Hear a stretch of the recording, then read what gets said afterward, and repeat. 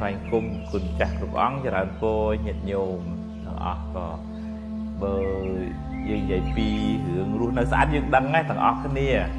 ខាងក្រសួងអីហ្នឹងជួយណែនាំច្រើនណាស់វាជួយឲ្យយើងដូចថាមានសុខភាពល្អមិនសូវមានជំងឺតម្កាត់អាចថាតំណែងតំណងជាមួយនឹងមនុស្សក្នុងសង្គមហ្នឹងក៏បានល្អដែរបើយើងស្មោកគ្រោក្លិនមិនល្អទៅក៏គេមិនចូលចិត្តដែរអញ្ចឹងយើងការរស់នៅស្អាតហ្នឹងវាជួយដូចថាខ្យល់អាកាសអុកស៊ីហ្សែនហ្នឹងក៏បានល្អអញ្ចឹងទៅរស់នៅក៏វាបានអាយុវែងឧទាហរណ៍បើផ្ទុយទៅវិញឧទាហរណ៍បើផ្ទះសម្បែងនឹងស្មោកគ្រោកមិនដែលបោះមិនដែលសម្អាតហើយងើបឡើងមុងភួយមិនដែលគក់អាហ្នឹងវាធ្វើឲ្យបរិស្ថានរស់នៅហ្នឹងវាអត់ល្អដល់អត់ល្អយើងសម្បូរមេរោគឈឺច្រើនទៅវារស់នៅបានយូរទេអាហ្នឹងនិយាយន័យសាមញ្ញណា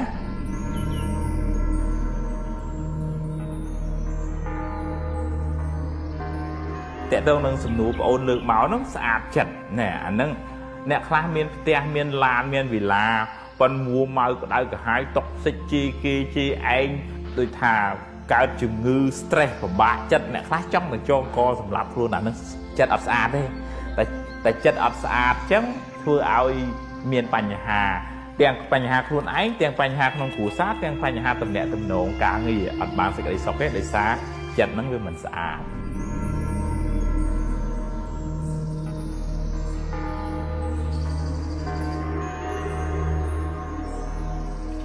យើងនៅក្នុងន័យធម្មតាជីវវិទ្យាទៅកាន់តែយើងរស់នៅអត់ស្អាតមាត់យើងដុសអត់ស្អាតមានជំងឺច្រើនណាជំងឺភាគច្រើនកើតពីមាត់យើងហ្នឹងពីព្រោះអាកន្លែងហ្នឹងកន្លែងលេបចូលក្នុងពោះវៀនកាពះតែអញ្ចឹងត្រូវសម្អាតមាត់ឲ្យបានស្អាតកុំឲ្យមានធុំក្លិនកុំឲ្យកតិចកទីនៅក្នុងមាត់ហ្នឹងច្រើនពេកតែកតិចទីច្រើនពេកឈឺច្រើនណាកាពះពោះវៀនជំងឺអីសពគ្រប់បែបយ៉ាងច្រើនមែនតើបាទអាហ្នឹងក្នុងន័យជីវវិទ្យាធម្មតាប៉ុន្តែបើនៅក្នុងន័យធម៌តាយើងរស់នៅអត់ស្អាតទាំងកាយទាំងវិចារចិត្តមានន័យថាយើងទៅបៀតបៀនគេនិយាយអេចអូចពីគេធ្វើបាបគេអាហ្នឹងមានកម្មមានពៀវិរិយគេខឹងគេស្អប់ព្រះអង្គសម្ដែងថាបុគ្គលខ្លះដុតខ្លួនឯងផងដុតអ្នកដតីផងអ្នកហ្នឹងធ្វើអាក្រក់ជាមួយគេហើយជួនកាលអ្នកខ្លះហ្នឹងដេកក្តៅក្រហាយដុតរូលពិបាកចិត្តអាហ្នឹងដុតខ្លួនឯងហើយអញ្ចឹងបានចាំបាច់ត្រូវរៀនសម្អាតទាំង3ដើម្បីឲ្យមានសុខភាពល្អទាំងសុខភាពផ្លូវកាយទាំងសុខភាពផ្លូវចិត្តហើយជាពិសេសជាងគេគឺសម្អាតចិត្តហ្នឹងឯងព្យាយាមស្ដាប់ធម៌ព្យាយាមខ្សែគប់មិនល្អព្យាយាមអានសិភៅអប់រំចិត្តព្យាយាមធ្វើសមាធិអាហ្នឹងទើបធ្វើឲ្យចិត្តបានស្អាតហើយយើងមិនសូវកើតទុក្ខតែអត់បានអប់រំចិត្តទេយើងកើតទុក្ខខ្លាំងណាស់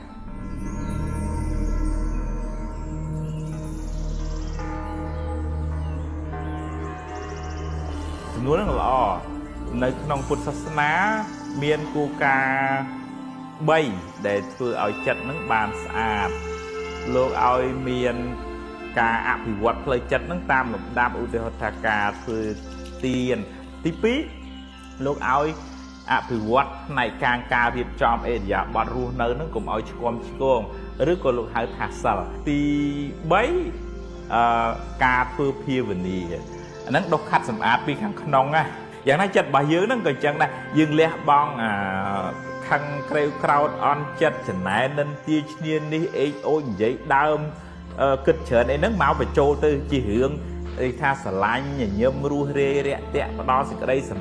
ឡាញ់ចែករំលែកទៅហើយរៀនអប់រំចិត្តរៀនគ្របសង្កត់អកុសលទៅយើងដាក់បើយើងនិយាយសាមញ្ញទៅដាក់ជាតិរ៉ែចូលនៅក្នុងចិត្តហ្នឹងវាមានសារជាតិចិញ្ចឹមល្អវាស្រស់វាថ្លាអញ្ចឹងហើយ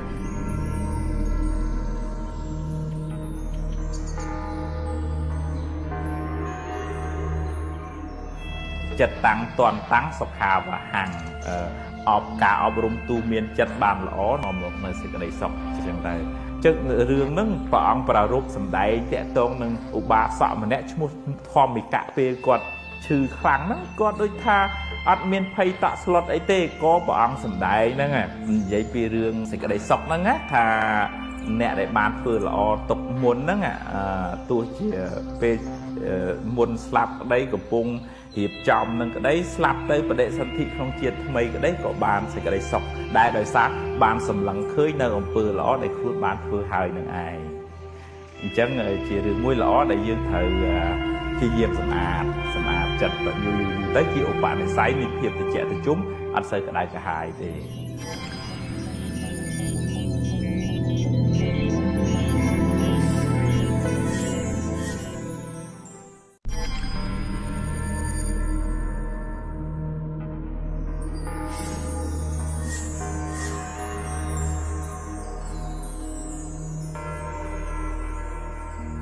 จะนั้นโป้ไอ้เรื่องอำนูดนี่bây giờ tới nè na của sangแต่เมียนกรุ๊ปนี้แต่ให้เชียร์สามัญชนนะปัญหาสุดที่ยังอูดtới về ở tráiแต่จุกาvề nè na ởเมียนในปัญหาใหญ่แต่ไปเคยทักคนไอ้นั่งขวัญบาnè khác bằng ho là bò là oปัญหาใจลอยกิติงเนี่ยanh nó có uất đại nè khác che muối với bên anh vậy cũng che mà rồi chẳng hay nè khác tư mương gì cả vì mấy cái bên anh thưa tầm thế thao và nó uất đại anh nó mình men bằng hai những pi ẩm ná chứ pi tầm 4 nhưng mưa tới đôi chim miền ẩm ná miền mình được nâng vậy tới cha mong bên đập pi du tới bàn đăng thảo nè nâng tầm bữa tới mình men chim mình nụ khạc này mở priệp thiếp mà nâng bao để ót tắt vừa vay tới lư rồng răng hai bờ bao để miền tắt men mình nước để cái che men cái thầm thở men cái mình xây ở rồng răng nâng thế chẳng màถ้าเอาตำไหลตะลือจุ่มแน่เติบเฉียอำนาจสลัดท้อเติบเฉียอำนาจเป็นสมัติเพียบเติบเฉียอำนาจเป็นเหมือนแม่นอมดูดเอง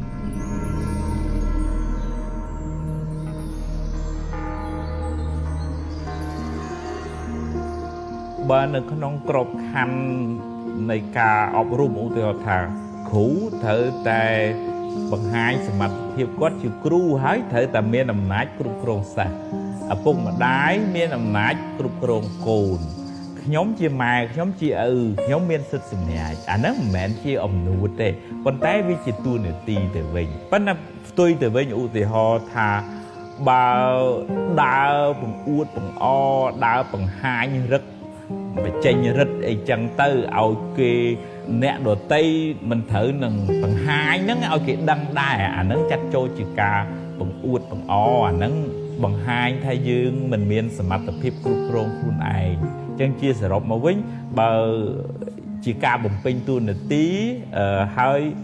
ไปเจนอำนาจสมัยเนี่ยขังเรามังกรอ่ะหนูว่าตามันนั่งจิกากรุบตัวหนึ่งตีมันแมนเชียได้ปั้นในเบอร์สันจิปราหนึ่งน้องกะละติสะเขาหรือก็จมวยมันดูเขาหันนั่งจัดตุกทัชีอมนูดได้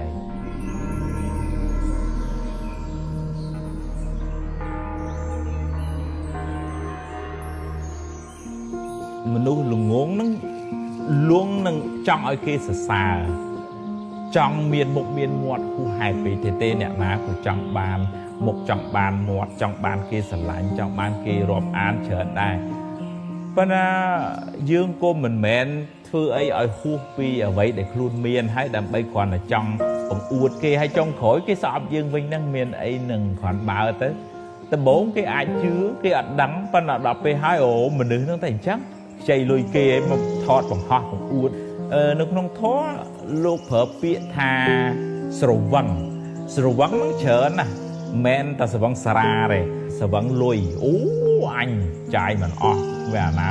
เมียนดูอันใหญ่จังสวังนั่งบนสาวทมจังเตออันเมียนหน้าเพื่อไอ้จังเตอโอ้สวัง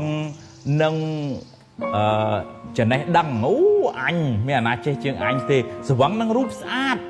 ก็ป๋องถ้าเชี่ยมนุษย์สวังแน่นั่งอันนั้นchỉ lẽ khả năngในmiền néหรือก่อนน้องท้อหรือหาสระวังนั่น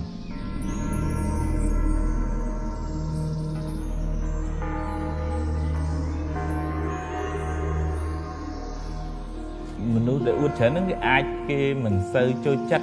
ឬក៏គេគ្រាន់តែគួសមនៅមុខហើយខាងក្រោយគេនិយាយដើមអាចថាគេមិនសូវរាប់អានជាមិត្តភក្តិជិតស្និទ្ធទេគេគិតថាមនុស្សប្រហោងក្នុងយកជាការមិនបានហើយយូរទៅคล้ายទៅជាមនុស្សឯកោមិនសូវមានអ្នកផ្ដល់យោបល់ឲ្យទេពីព្រោះគេគិតថាគាត់ចេះហើយឲ្យយោបល់គាត់មិនកើតថាហ្នឹងមានបញ្ហាគ្រោះថ្នាក់ឯដោយសារខុសក៏គេលែងប្រាប់ត្រូវក៏គេលែងប្រាប់អញ្ចឹងយើងតលធ្វើជាមនុស្សទឹកកន្លះកែវទឹកកន្លះកែវមានន័យថាយើងអាចចាក់ទឹកផ្សេងទៀតចូលបានមនុស្សដែលនៅអាចមានសមត្ថភាពស្ដាប់អ្នកដទៃសុំយោបល់ពីអ្នកដទៃទទួលយកយោបល់ពីគេពីគ្រូពិភាក្សាមិនជាមនុស្សអញនិយមអញត្រូវទាំងអស់អញល្អទាំងអស់គ្មានអាណាល្អជាងអញតែកាលណាយើងមានផ្នត់គំនិតអញ្ចឹងអានឹងរស់នៅជាមួយគ្នាអត់ចុះទេ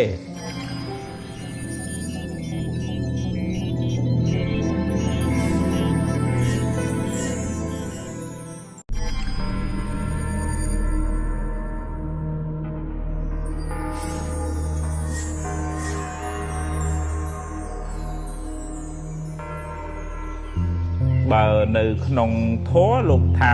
ការអប់រំមាន3មានសីលសិក្ខាអាហ្នឹងខ្ពស់ជាងការអប់រំគ្រាន់តែលេខអក្សរនិពន្ធហ្នឹងមានន័យថាការអប់រំចរិយាមារយាទឲ្យបានល្អចិត្តសិក្ខាការអប់រំចិត្តឲ្យបានល្អហើយនឹងបញ្ញាសិក្ខាគឺការអប់រំបញ្ញាស្មារតីហ្នឹងឲ្យភ្លឺថ្លាឲ្យច្បាស់ដើម្បីដោះខ្លួនឯងហ្នឹងចេញពីសេចក្តីទុក្ខហ្នឹងអញ្ចឹងជាសរុបមកវិញការសិក្សាការអប់រំហ្នឹងមិនមែនតែលេខនិពន្ធនេះគឺមានទាំងការសិក្សាផ្នែកចរិយាមារយាទសិលធម៌ចរិយាធម៌ហើយនឹងការសិក្សាអប់រំផ្នែកខាងគុណធម៌សតិបញ្ញាស្មារតីទៀតផង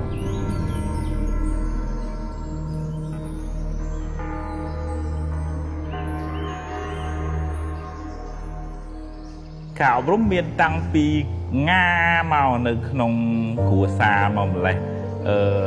ម្ដាយឪពុកជាគ្រូទី1ក្នុងធម៌លោកហៅថាជាពុកពាចាពង្រៀនដេកដើរឈរអង្គុយស៊ីចុកបុកទៅពីសំដីសំដៅគួសមអីទាំងអស់ហ្នឹងឪពុកម្ដាយនឹងឯងជាគ្រូដើមមុននឹងចូលសាលាណាទាំងអស់ហ្នឹងអញ្ចឹងផ្ទះគឺជាសាលារៀនបើឧទាហរណ៍ថាផ្ទះនឹងជេរគ្នារាល់ថ្ងៃផឹកស៊ីរាល់ថ្ងៃវាយគ្នារាល់ថ្ងៃអញ្ចឹងកូននឹងរៀនបានអញ្ចឹងទៅប៉ុន្តែផ្ទុយទៅវិញបើឧទាហរណ៍ថាម៉ែឪនិយាយសម្ដីពីរោះភាសារកគ្នាទៅហើយក្នុងផ្ទះនឹងក៏សណ្ដាប់ធ្នាប់សុជីវធម៌ល្អកូននឹងក៏អាចល្អដែរពីព្រោះបរិស្ថានជុំវិញការអប់រំហ្នឹងវាមានគ្រប់កន្លែងទាំងអស់ទាំងនៅផ្ទះទាំងនៅសាលាទាំងជាមួយមិត្តភ័ក្តិទាំងសង្គមទាំងមូលតែម្ដងឧទាហរណ៍ថាប្រព័ន្ធផ្សព្វផ្សាយវិទ្យុទូរទស្សន៍អីចឹងចុះបើឧទាហរណ៍ថាដាក់តារឿងមិនល្អទៅកឆាត់ឆេងចឹងទៅក្មេងក៏វាទៅតាមនឹងចឹងទៅចឹងចាំបាច់ត្រូវការចូលរួមទាំងអស់គ្នាប្រភពនៃចំណេះដឹងហ្នឹងវាមានគ្រប់កន្លែងទាំងអស់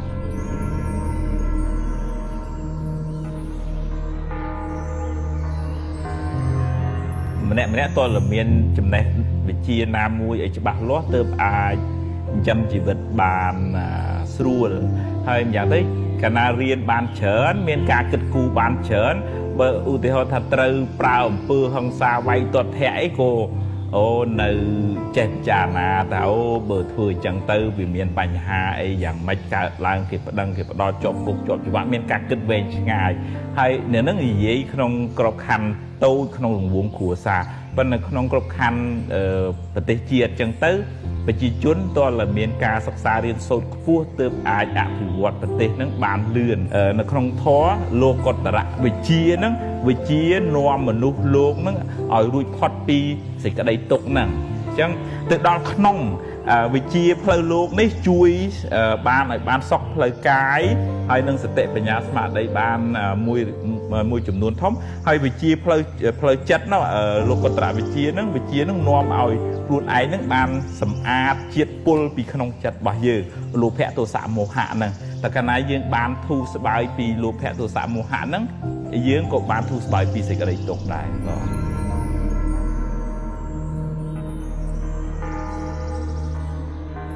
នៅក្នុងពុទ្ធសាសនាលោកប្រាប់អំពីប្រភពបញ្ញាហ្នឹងមាន3ទី1លោកហៅ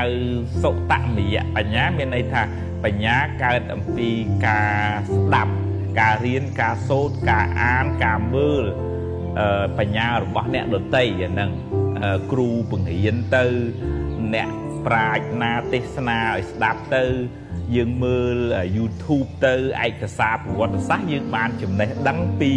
អ្នកដទៃមកអានឹងយើងខ្ចីបញ្ញាគេមកប្រើលោកហៅថាសុតមយៈបញ្ញាទី2លោកហៅថាចិនតមយៈបញ្ញាកើតពីការត្រេះរិះពិចារណា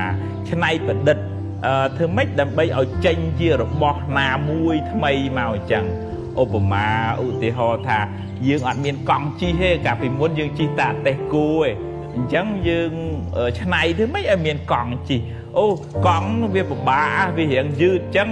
យើងធ្វើម៉េចដើម្បីឲ្យលឿនច្នៃធ្វើម៉េចឲ្យចេះចេញជាម៉ូតូមកអាហ្នឹងចិនតមយៈបញ្ញារហូតដល់បញ្ញាខ្ពស់ទៅគេច្នៃទៅធ្វើកប៉ាល់ហោះគេច្នៃធ្វើកុំព្យូទ័រទូរស័ព្ទអីហ្នឹងមនុស្សប្រភេទហ្នឹងមនុស្សហ្នឹងមានចិនតមយៈបញ្ញាខ្លាំងហើយទី3គឺត្រូវមានភាវនាមយៈបញ្ញាការធ្វើសមាធិការអប់រំចិត្តការពិចារណាឃើញដំណើរនៃធម្មជាតិការលះបង់ការប្រកាន់ហួងហែងខ្លាំងហ្នឹងអាហ្នឹងទើបយើងបានសេចក្តីសុខនឹងជាប្រភពនៃបញ្ញាទី3គឺការរៀនអប់រំចិត្តធ្វើសមាធិហើយនឹងចម្រើនវិបស្សនាហ្នឹងបាទ